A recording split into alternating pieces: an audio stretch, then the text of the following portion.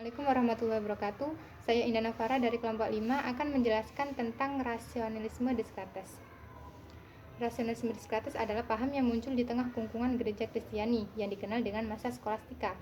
Jadi pada masa itu orang-orang mengklaim bahwa pengetahuan hanyalah milik gereja. Rasionalisme Descartes adalah bagian dari subjektivisme yang mengagungkan sentral akal budi manusia. Jadi Descartes lebih menekankan pada penggunaan akal atau rasio untuk mendapatkan pengetahuan. Ia lahir di Prancis pada tahun 1596 dan wafat pada tahun 1650. Ia beragama Katolik. Pada tahun 1604, ia mengasingkan diri di daerah terpencil yang bernama Frogs Saint-Germain.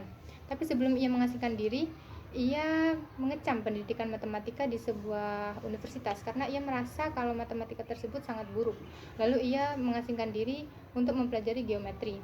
Dan pada tahun 1619 ia kembali sebagai tentara Belanda dan ia menuangkan pengalamannya di karyanya yang berjudul Die Cross de la Méthode. Dan pada tahun 1629 ia tinggal di Belanda dan menjalin hubungan dengan kaum gereja. Ia juga mengadakan korespondensi dengan Ratu Christina di Swedia. Ratu tersebut juga mengundang Descartes untuk membimbingnya belajar. Dan pada tahun 1650 Descartes meninggal karena sakit. Ungkapannya yang begitu terkenal yaitu cogito ergo sum.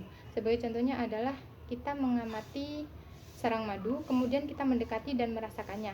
Ada beberapa hal yang tampak dan terasa pada indera kita, seperti lidah kita merasakan madunya, mata kita melihat rupa dan warnanya, lalu hidung kita mencium bau bunganya, dan jari kita merasakan keras dan dinginnya. Tapi jika kita meletakkan sarang madu tersebut di suatu wadah yang berada di atas api, sifat-sifat itu berubah sekalipun lilinnya tetap ada. Sifat itu sekarang berubah menjadi cair, lunak, lemah, dan lentur, dan sebagainya. Jadi yang dapat kita amati bukan lilin itu sendiri. Adanya lilin itu kita ketahui karena rasio atau akal kita, bukan karena wahyu, bukan karena pengamatan atau khayalan, melainkan karena rasio kita. Filsafat Descartes dalam ilmu pengetahuan, sebagai contohnya adalah buku Rules for the Direction of the Mind.